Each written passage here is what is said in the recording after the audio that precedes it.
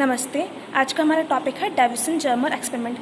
That means Davisson Germer का जो प्रयोग है वो हम लोग पढ़ेंगे। तो देखिए, हम लोगों ने लास्ट लेक्चर में क्या पढ़ा था, डी ब्रोगली की परिकल्पना, राइट।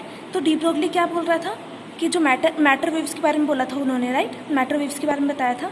तो वही परिकल्पना का सत्यापन ये डेविसन जर्मर एक्सपेरिमेंट देता है, इसीलिए हम लोग इसे पढ़ते हैं।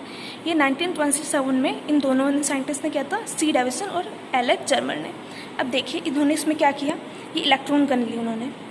इलेक्ट्रॉन गन कैसे होगा कि यहाँ पर एक इन्होंने वोल्टेज लगाया हुआ है, वोल्टेज से एक्सीलरेट होकर इलेक्ट्रॉन्स इसमें से निकल रहे थे, मतलब त्वरित होकर इलेक्ट्रॉन इसमें से निकल रहे थे, इसलिए इसको बोलते हैं इलेक्ट्रॉन पुंज या फिर इलेक्ट्रॉन गन। तो देखिए, इलेक्ट्रॉन्स निकलेंगे, उसको उन्होंने निकोल क्रिस्टल पे आपतित करवाया, निकोल क्रिस्टल पे इंसिडेंट करवाया। तो वो इंसिडेंट जो इलेक्ट्रॉन्स है वो यहाँ से स्कैटर होकर ये इलेक्ट्रॉन डिटेक्टर उसके पास जाएंगे। तो इलेक्ट्रॉन डिटेक्टर का ये काम होगा कि वो मापेगा कि कितने नंबर ऑफ इलेक्ट्रॉन्स इधर की साइड आ रहे हैं हर एक डिफरेंट एंगल के ऊपर। तो इन्होंने क्या किया, अलग अलग वोल्टेज के ऊपर, यहाँ पे मैंने बोला कि वोल्टेज होगा, अलग अलग वोल्टेज पे इन्होंने पूरा ये मापा। तो देखिए, इसको इस तरीके का कुछ मिलता है। जब 44 वोल्टेज इन्होंने वो लगाया हुआ है, तब इनको जो हम्प है ये वाला इंटेंसिटी का वो इस तरीके से मिलेगा, मतलब इंसिडेंट में हमसे 60 डिग्री एंगल पे इनको सबसे ज़्यादा इंटेंसिटी मिलेगी। वैसे ही 48 वोल्ट जब हो जाएगा तो तीव्रता हमको मैक्सिमम यहाँ पर 60 डिग्री पे नहीं, कम पे मिलेगी। वैसे ही और जब हम लोग 54 वोल्ट लगा देंगे, तीव्रता जो है हमें और कम पर मिलेगी, मतलब 50 डिग्रीज पर भी मिलेगी। और जब हमारा ये 68 वोल्ट हो जाता है, तब हम लोगों को ऐसा कुछ भी हम टाइप का कुछ नहीं मिलता है। तो देखिए, हम लोगों को ऐसा कुछ एक्सपेरिमेंट से मिल रहा था, लेकिन क्लासिकली जब हम लोग रस्मित रूप से देखते हैं तो हम लोगों को ऐसा कुछ भी नहीं मिलना चाहिए था। सेम तीव्रता मिलनी चाहिए थी हर एक एंगल के ऊपर, लेकिन हम लोगों को ऐसा कुछ नहीं मिलता है। इसलिए हम लोग बोलते हैं कि क्लासिकल मेथड से इसको हम लोग एक्सप्लेन नहीं कर पाते, क्वांटम मेथड की हम लोग को जरूरत पड़ेगी। अब देखिए, हम लोगों ने ये जो निकोल का जो सतह ली वो कौन सी थी हमारी, 1 1 1 सतह ली हम लोगों ने। तो देखिए, ये 1 1 1 का मतलब क्या है, ये मैं आप लोगों को सॉलिड स्टेट फिजिक्स में पढ़ाऊंगी। लेकिन इससे हम लोग इलेक्ट्रॉन, वो जो क्रिस्टल है उसके अलग अलग तलों के लिए अलग अलग ये इंडेसिस होते हैं, ये होते हैं हमारे मिलर इंडेसिस। इससे हम लोग क्रिस्टल का तल देखते हैं। अब देखिए, हम लोगों ने क्या किया, ये क्रिस्टल है, उसमें ये ये एटम्स है सारे डॉट डॉट वाले। अभी हम लोगों के जो तल है जिसके ऊपर आपतित हो रहा है वो इस तरीके का ये तल है। तो देखिए, ये क्या होगा, यहाँ पर गिरा, फिर इधर साइड से इधर की साइड चल जाएगा। तो ये हमारा स्कैटरिंग एंगल कितना होगा, थीटा भी का, राइट। और ये वाला क्या हो जाएगा, 2 अल्फा। थीटा जो होगा हमारा 2 अल्फा के इक्वल हो जाएगा, मतलब ये वाला क्या हो जाएगा हमारा 2 अल्फा के इक्वल।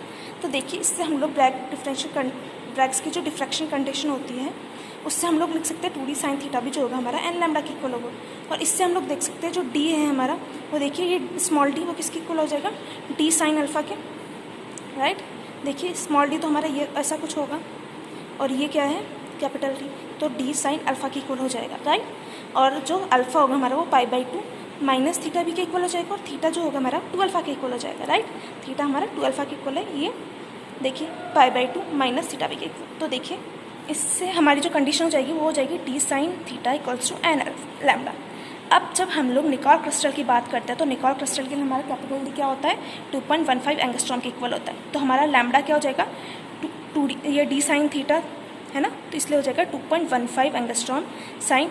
और देखिए, ये जब हम लोग 54 वोल्ट्स के लिए बात करते हैं, 54 वोल्ट्स पे थीटा हमारा क्या होगा, 50 डिग्रीज, वही मैक्सिमम आ रहा था हम लोगों ने जब ग्राफ में देखा था, इसलिए हम लोग लिखेंगे 50 डिग्रीज। तो इससे 2.15 एंगस्ट्रॉम और साइन 50 डिग्री क्या हो जाता है हमारा 0.76, इसलिए हमारे पास आ जाएगा 1.65 एंगस्ट्रॉम। वैसे ही जब हम लोग डी ब्रोगली के अनुसार जब हम लोग देखेंगे तो देखिए, हम लोगों को पता था कि लैम्डा जो आ रहा था हमारा वो h/p के इक्वल होता था, राइट। तो h/p मतलब h/2√me, दैट मीन्स h/2√meV, क्योंकि यहाँ पर एक्सेलरेटेड वोल्टेज वाली है। तो हम लोग यहाँ पे क्या करेंगे, इलेक्ट्रॉन का मास, इलेक्ट्रॉन का चार्ज, प्लैंक कांस्टेंट, सबकी वैल्यूज डाल देते तो हमारे पास आ रहा है 12.3 angstrom upon root of v। तो v हमारा 54 वोल्ट, इसलिए हम लोग यहाँ लिख देंगे। तो हमारे पास लैम्डा की वैल्यू आती है 1.67 एंगस्ट्रॉम। तो देखिए, हम लोग यहाँ पे देख सकते हैं 1.67 एंगस्ट्रॉम, यहाँ पे आ रहा था 1.65 एंगस्ट्रॉम, मतलब ये दोनों वैल्यूज़ जो हैं हमारी बिल्कुल समान है। ऑलमोस्ट एक्सपेरिमेंटल अंतर के अंदर हम दोनों को समान मान सकते हैं। दैट मीन्स ये जो हमारा डेविसन जर्मर एक्सपेरिमेंट है वो डी ब्रोगली वेव्स की जो हाइपोथेसिस है उसको कंफर्म करता है। तो आज के लिए इतना ही हमारा। अब देखिए, आज का हमारा क्वेश्चन है, discuss Davisson Germer experiment for electron diffraction, मतलब जो डेविसन जर्मर एक्सपेरिमेंट है हम लोगों को उसको एक्सप्लेन करना है। ये क्वेश्चन हमारे बहुत बार आता है, इसको आप सही से करिएगा कॉपी में। आज के लिए इतना ही, थैंक यू।